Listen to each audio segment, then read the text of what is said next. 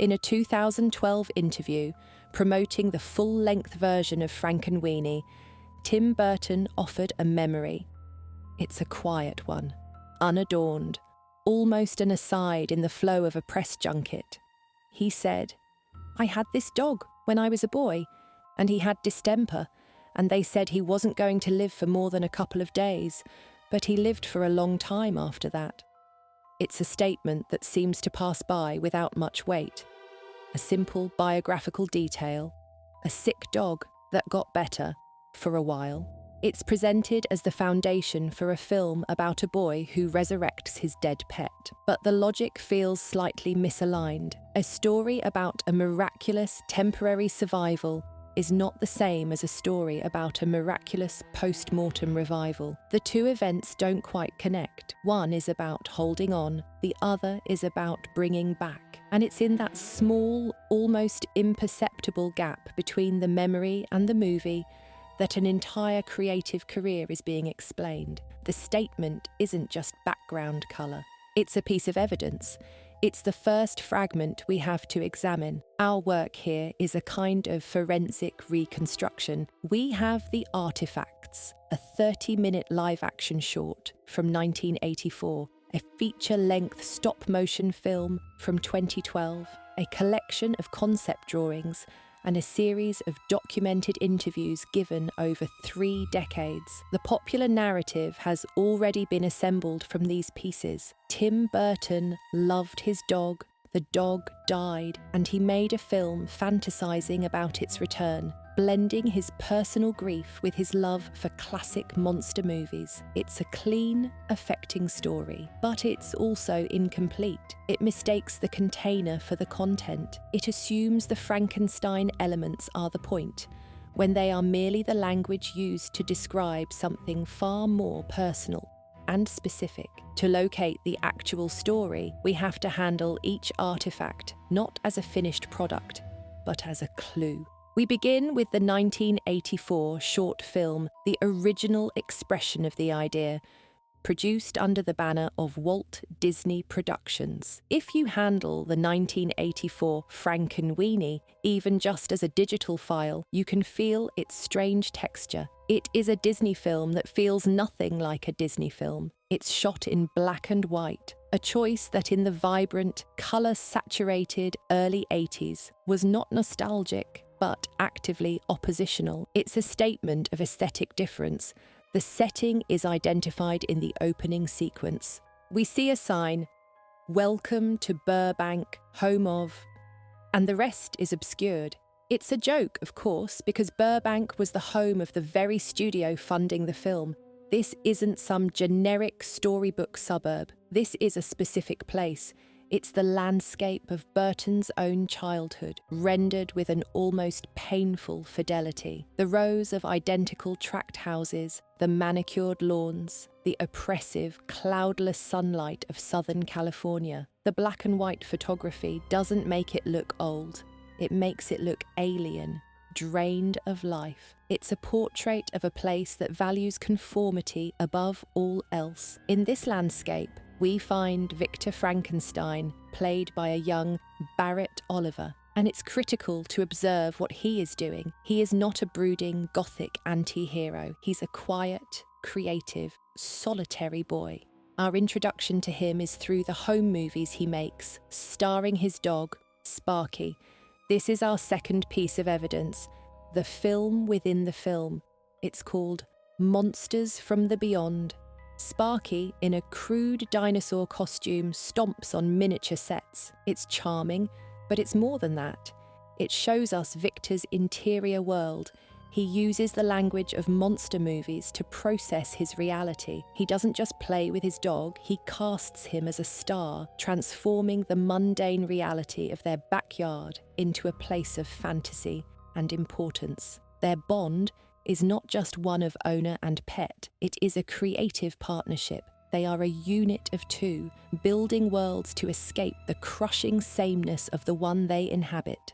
Then comes the inciting incident. Sparky is hit by a car. The presentation of this event is instructive. It is sudden, senseless, and emotionally blunt. Victor's parents, played by Shelley Duvall and Daniel Stern, attempt to comfort him. They are not cruel, they are not unloving, they are simply inadequate. They speak in the gentle, useless platitudes of well-meaning adults. "He's in a better place now," his mother says. "It was just his time to go," his father adds, offering to buy him a new dog. Their comfort is a form of erasure. They want to smooth over the disruption, to return to normalcy as quickly as possible. They see the dog as a replaceable component in a happy childhood. They do not understand that for Victor, Sparky was not a component. He was the entire apparatus. Their inability to comprehend the depth of his grief is the first wall Victor encounters. The community's reaction will be the second. The resurrection scene itself is a masterpiece of small-scale obsession. It takes place not in a Gothic castle, but in a suburban attic. The laboratory equipment is not industrial machinery, but kitchen appliances, a toaster, a microwave, an egg timer. This is a key detail. Victor is repurposing the tools of domesticity, the very symbols of the suburban life he finds so stifling. To perform an act of profound rebellion, he is using the mundane to create the miraculous. He is not trying to become God. He is just trying to get his friend back. When the lightning strikes and Sparky twitches back to life, Victor's reaction is not a maniacal cry of, "It's alive." It's a whispered, relieved, "Sparky." The goal was never monstrosity. The goal was reunion. Now we must look very closely at the reanimated Sparky. He is not a monster. He is simply Sparky. With stitches, he fetches the ball. He wants his belly rubbed. He drinks from his water bowl. The film takes great pains to show that his essential nature, his sparkiness, is unchanged. The only thing different is his appearance, the bolts in his neck, the suture lines across his body. He is a walking, barking testament to his own survival. And it is this appearance, this evidence of his trauma and his unnatural return, that triggers the fear and disgust of the neighbourhood. He is the same dog, but he is now marked as different. He carries the visible signs of what he has been through, and in the rigidly conformist world of Burbank, this is an unforgivable sin. The story's climax is precipitated by the neighbours. They see Sparky and react with unthinking panic.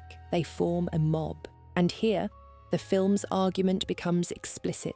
The mob is not chasing a monster, they are chasing a pet. Their fear is not based on any action Sparky has taken, it is based entirely on his existence. He is something that should not be. He is a violation of the natural order as they understand it. They corner him and Victor at a miniature golf course, another symbol of suburban leisure turned into a landscape of terror.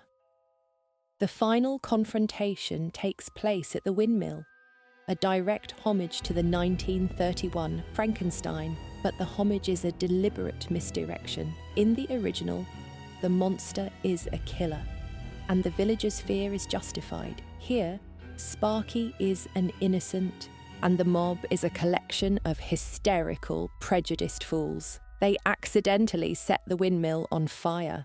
Sparky saves Victor, but is killed again in the process. The short film's final scene is its most telling piece of evidence. The neighbours, realising their error and witnessing Victor's profound grief, have a change of heart. They bring their cars to the burned-out windmill.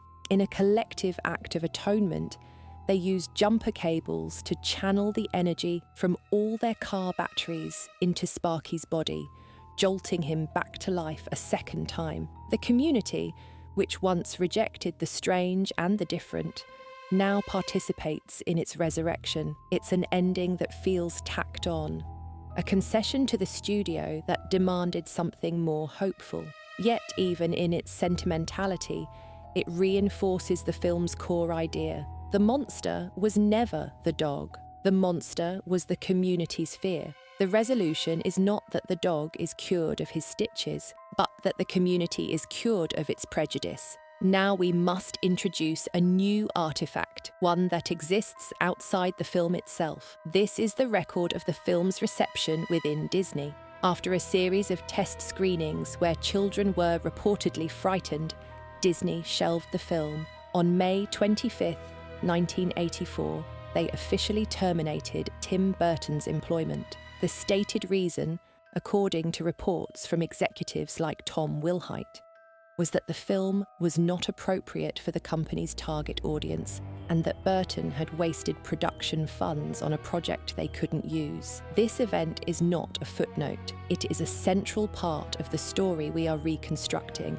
The very institution that commissioned this personal, heartfelt expression of childhood grief ultimately rejected it for being too honest. The film's darkness, its melancholy, its refusal to treat death as a simple lesson to be learned, these were the qualities that made it authentic, and the same qualities that made it commercially toxic in the eyes of its creators. The story of Frankenweenie became a story about its own suppression. The film was effectively buried. It was not released theatrically in the United States. It only saw the light of day as an opening short for the film techs in the United Kingdom. For years, it was a piece of samizdat cinema, passed around on bootleg VHS tapes among fans of Burton's later work. Its official unavailability became part of its legend. The act of being fired, of being deemed too weird for Disney, became Burton's origin story. The rejection validated the film's entire thesis. The fictional neighbours of Burbank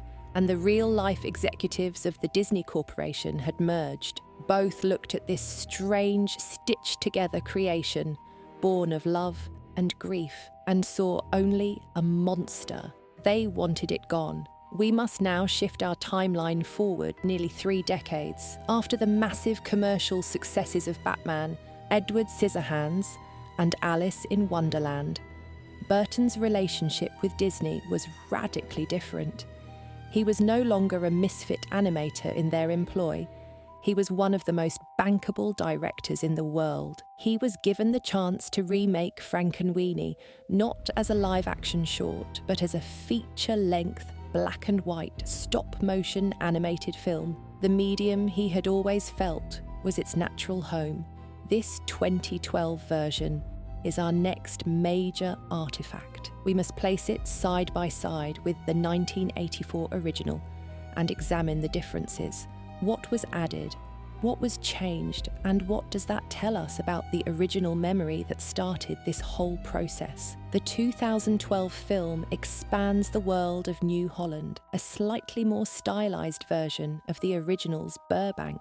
The most significant addition is a new group of characters, Victor's schoolmates. There is Edgar E. Gore, a hunchbacked sycophant, weird girl, who delivers ominous pronouncements via her cat, Mr. Whiskers, the hulking, flat-topped Toshiaki, the sinister Nassau, and the anxious, bug-eyed Bob. They are all, in their own way, aspiring young scientists, driven by the competitive pressure of the upcoming science fair. This science fair subplot is entirely new. It introduces an element of rivalry and ambition that was absent from the 1984 short. This addition is the key to understanding the later film's purpose. When these other children discover that Victor has successfully reanimated Sparky, their reaction is not fear, it is jealousy.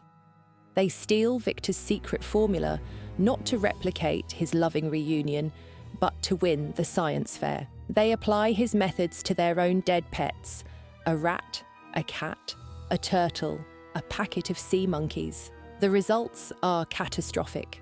The rat becomes a rampaging were-rat. The cat is fused with a bat. The turtle is exposed to a growth formula and becomes a Gamera-like kaiju. The sea monkeys become gremlin-like amphibious humanoids. They are genuine monsters. They are destructive, dangerous, and born of ego. By introducing these other resurrections, the 2012 film performs a critical act of clarification. It shows the audience exactly what Victor's experiment was not. His was a private act of love, with the sole aim of restoring a beloved companion. Theirs were public acts of ambition aimed at personal glory. The monsters they create are a direct reflection of their corrupted motives. The film uses these new characters as a control group. They demonstrate the difference between science used for love and science used for ego. This contrast makes the purity of Victor's bond with Sparky even more apparent. It protects the central relationship from any misinterpretation. Victor is not a mad scientist because we now see what actual mad scientists, albeit in miniature, look like. Let's look microscopically at a specific character added in 2012, the science teacher, Mr. Zikruski. He is a tall, severe, Eastern European man with a striking resemblance to Vincent Price. He tries to inspire his students, telling them that science is not good or bad, but that it can be used for either. He is a voice of reason and intellectual integrity, and for this, the town's fearful, anti-intellectual parents have him fired. They accuse him of filling their children's heads with dangerous ideas. Mr. Zikruski's firing is a direct echo of Tim Burton's own firing from Disney. He is the visionary teacher cast out by the fearful mob. His parting words to Victor are a powerful summary of the film's entire philosophy. He tells Victor that the townspeople are foolish, that they are driven by fear of what they do not understand. He validates Victor's worldview, something no adult was able to do in the 1984 version. The expansion of the world allows the 2012 film to more deeply explore the themes that were only sketched in the original. The conformity of the suburb is no longer just a visual backdrop.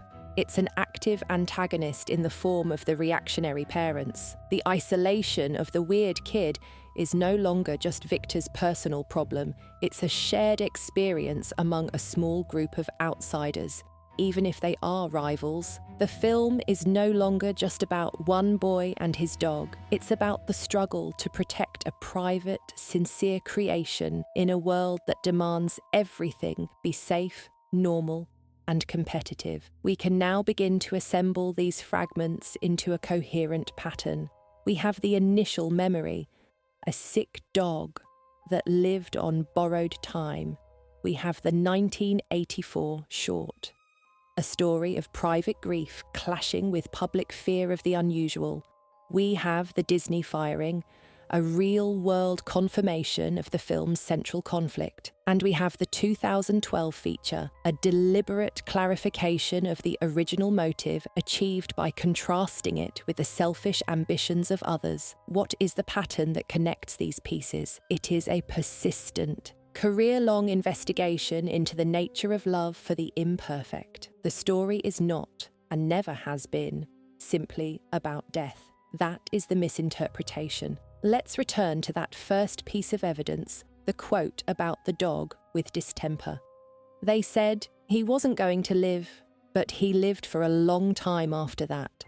The emotional core of that experience is not the eventual death. It is the period of living with a fragile, damaged, beloved creature that the world has already written off. It's about the intense, secret bond formed around that fragility. The dog is not just a dog, he is a shared secret, a defiance of expert prediction. He is, in a sense, already a ghost, living on borrowed time. This is a much more complex and specific emotion than simple grief. It is a state of constant, low-level anxiety, of cherishing something you know is broken, something the world sees as flawed or doomed. This is the feeling that animates Frankenweenie. Victor's love for Sparky is not the uncomplicated love for a healthy pet. It is the fierce, protective love for something imperfect. After his resurrection, Sparky is literally a walking collection of imperfections. The stitches, the loose tail, the bolts. He is visibly damaged, and Victor loves him not in spite of these flaws, but perhaps even more intensely because of them. He is defending not just his dog, but his right to love something that is not perfect. All of Burton's most iconic characters share this quality. Edward Scissorhands, Beetlejuice, Jack Skellington, the Penguin, they are all figures marked by their otherness, their visible imperfections. They are all, in a way, stitched together things, loved by their creator, but feared by the world. The argument of the films, then, is hidden in plain sight. It has been there all along. The true tragedy in the story is not that a dog dies. The tragedy is that a world built on conformity and fear cannot tolerate a love that embraces the strange, the damaged, and the resurrected. The story is a defense of weird love. The horror element is a Trojan horse. It draws the audience in with the familiar tropes of a classic monster movie, but the story it delivers is an intimate and personal one about the isolation of being different. The villain is never the creature, it is always the mob. It is the force of normalization that seeks to extinguish anything that doesn't fit. This reconstructed understanding changes how we see both films. The 1984 short is no longer just a charming student film. It is a raw, direct transmission of this core emotional experience. Its low budget and simple story make the message incredibly clear. The firing by Disney is no longer just a career setback. It is the moment the film's fiction became Burton's reality. The 2012 feature is no longer just a remake. It is a vindication. It is the work of an artist who, having won the battle for his own creative voice, returns to his foundational story to expand and reinforce its original meaning. He uses the grander scale and budget not to dilute the message, but to build a fortress around it, adding the other children and their monstrous creations to serve as guard towers, protecting the fragile heart of the original story. What was lost in the common understanding of Frankenweenie? The specific nature of the love it depicts. By focusing on the spectacular act of resurrection, we overlooked the quiet, prolonged state of devotion that preceded it. The memory of the dog with distemper is the key. It recasts the entire narrative. The desire to bring Sparky back is not just about reversing death, it is about restoring that unique state of companionship, that secret alliance against a world that sees only sickness and imperfection. It's an attempt to get back to that specific feeling of being the sole protector and confidant of a fragile creature. We can even detect this pattern in the material texture of the 2012 film. Stop-motion animation is itself an art form built on a love for the imperfect. Each puppet is a physical object, moved by hand, frame by painstaking frame. You can see the artist's touch on it. It is not the smooth, sterile perfection of computer-generated imagery. It is a medium that is inherently stitched together, brought to life through a process that is both scientific and deeply personal. The very choice of stop motion for the remake is a doubling down on the story's central theme. The medium is the message. The film is a stitched-together creation about a stitched-together creation made by an artist who has built a career on the profound beauty of imperfect things, tracing this timeline from the sick dog of the 1960s to the rejected film of 1984 to the triumphant return of 2012, reveals a remarkable consistency. It is the story of an idea that refused to stay buried. It was rejected, suppressed, and misunderstood, but its essential truth was so powerful to its creator that he kept it alive, nurtured it in secret, and eventually brought it back to life. Bigger and stronger than before. The story of Frankenweenie is mirrored by the story of Frankenweenie. Both are about a defiant act of resurrection in the face of a world that would prefer some things stay dead. The perceived tragedy of a dead dog is the entry point, but the actual story is one of survival. The survival of a sick pet, the survival of a buried film, and the survival of a singular artistic vision. And so, we come back to the first artifact, the simple quote from an interview. "I had this dog, and he had distemper, and they said he wasn't going to live. He lived for a long time after that."